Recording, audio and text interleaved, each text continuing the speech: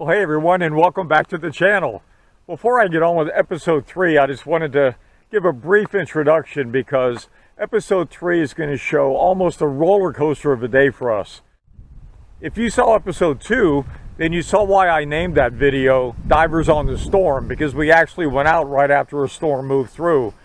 But on episode 3, we're dealing with the front as it came through, and that caused the government to shut down all boat traffic, which included no shore dives. Couldn't do anything in the water.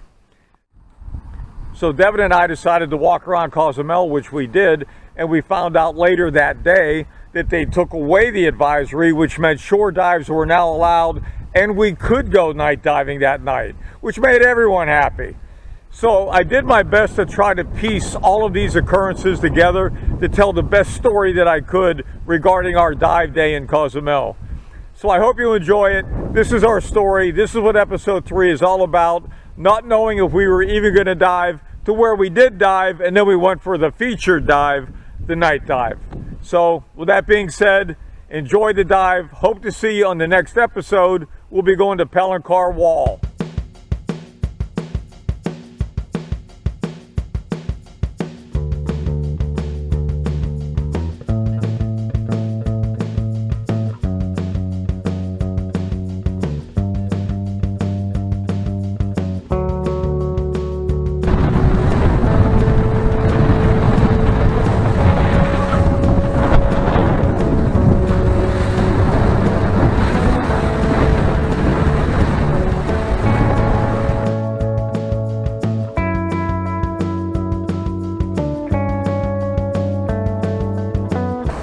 Okay, well, if you're wondering why we're not on a dive boat, it's only because the government has issued a small craft advisory and they shut the docks.